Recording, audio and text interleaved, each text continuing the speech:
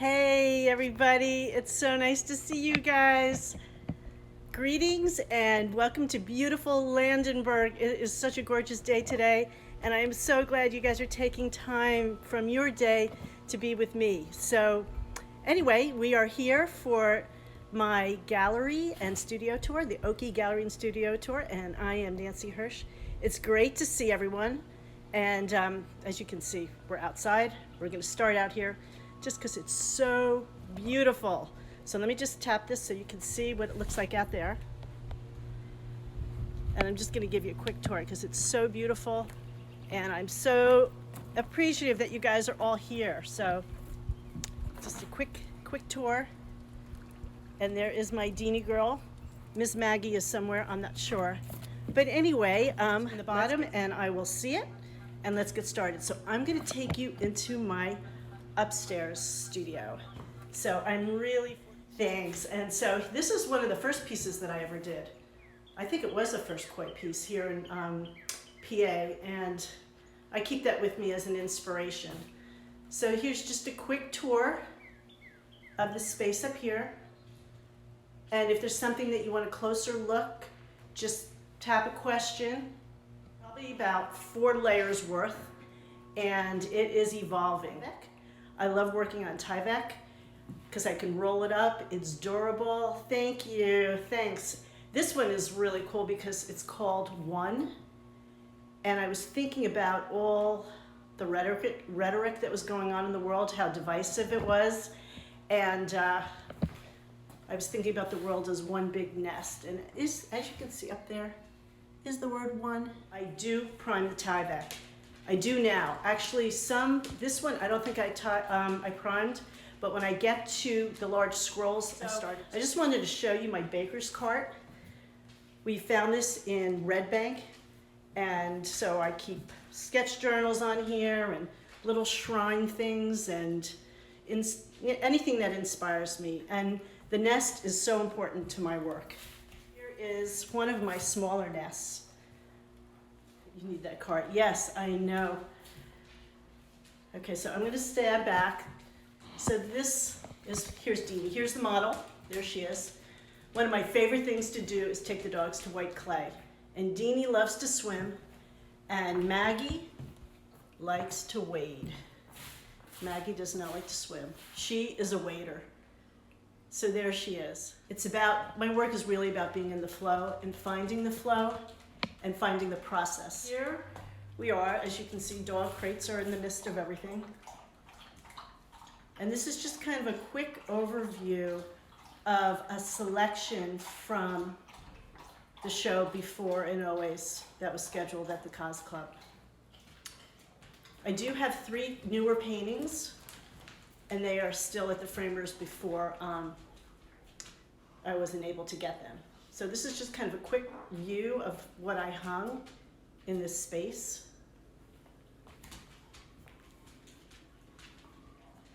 And it starts again with a nest.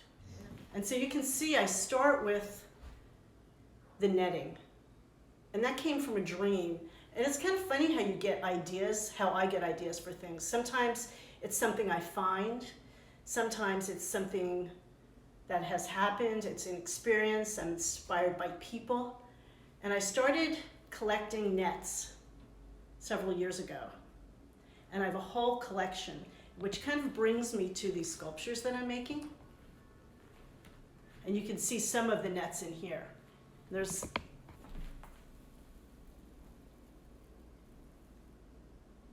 I'm really inspired by what we find at the beach. The idea of things washing ashore that come from all different places in the world, and they end up intertwined and interconnected. So that's a large influence in my work. So those netting become part of the work, and then they also I use as a stencil. And somebody had asked me about showing the technique, and I think that would be really fun to do in another video. So I love that you guys are here, giving me a chance to talk about the work.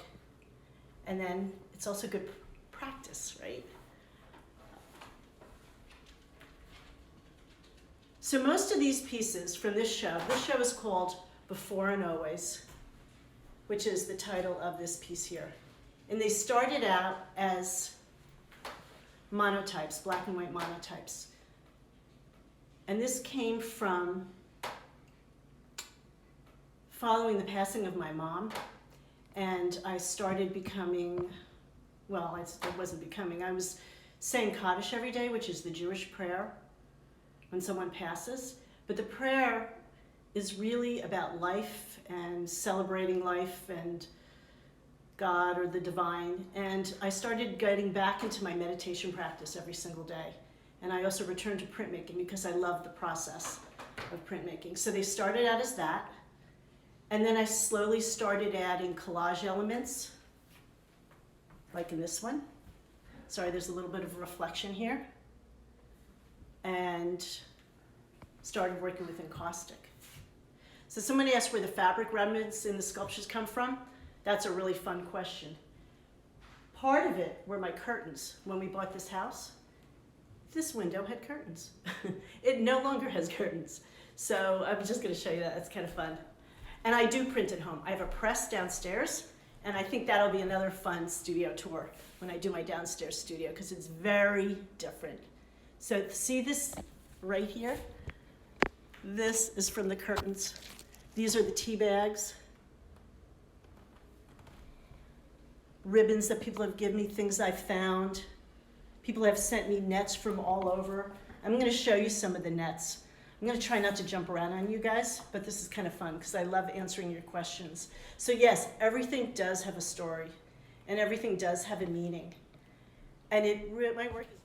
So the title of this Before and Always came from a poem that I wrote.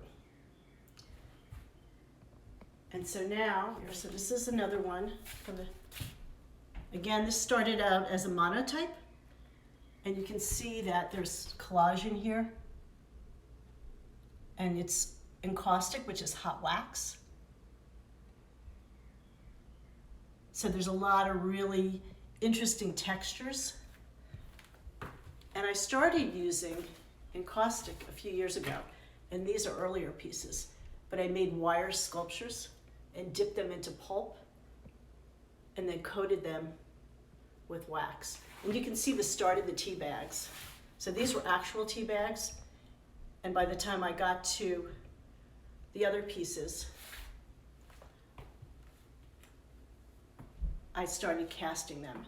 I have a heat gun downstairs, and I have a hot plate, and I have all my encaustic materials downstairs. So I'm gonna show you that another time. So this is called Letting Go. And again, you can see the textures. I've done some paper weaving in there. The tea bags do have a meaning. I make my husband a cup of tea every morning. So it's about marking time. It's about love. A lot of my work is about time, trying to kind of make sense of time and how we keep track of it and how we think it's linear, but we really circle back on it. And the nets, for me, signify what we let go of, what we hold on to, what we catch, what we get snagged in, what snags us. Having some collage and encaustic. This has some copper leaf in it.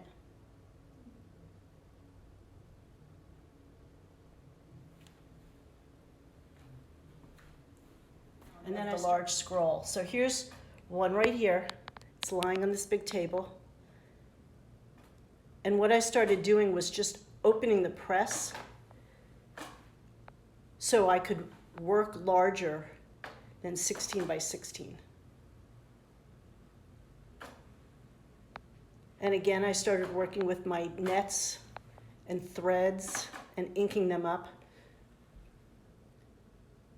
I first got into printmaking in undergraduate school at Pratt many years ago, and I really love the process. I love the process of not knowing where you're going to end up. It's like following the breadcrumbs for me. Picasso said, if you knew where you were going to end up, why bother doing it? And for me, it is about the process.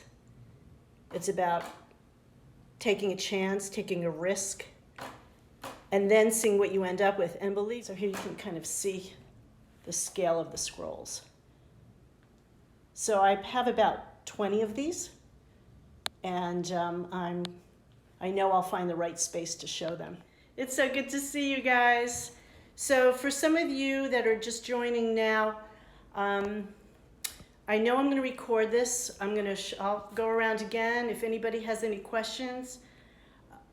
Oh, I would definitely show the scrolls vertically. They hang. Let's see. So I place the threads over it and print all different ways. Sometimes I ink up the press. Maybe I'll do a demo of that.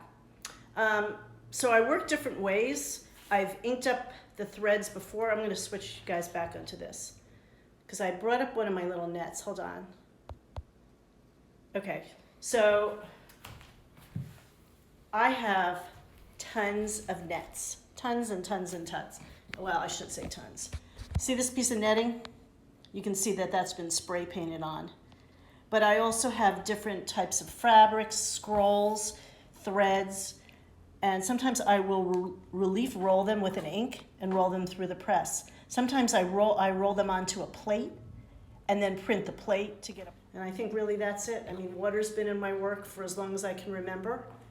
And it's really about finding connections.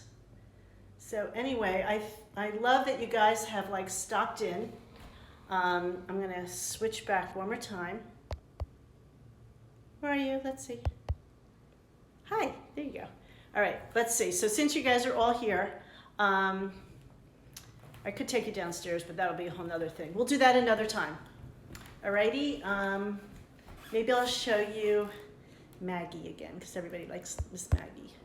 Miss Maggie, sorry. I don't even know, she's probably outside. Okay, so there's Maggie swimming. Thanks, everybody. Here's another kind of nest. I love other people's work, so you'll see other people's work in my home. There's a large lily from my pond. My pond is a big influence for me. Just that's where I find my peace and healing. And oh, I miss you guys too. It's so good to see everybody. I will show you this little one of Maggie. So you can see Maggie doesn't swim. She wades.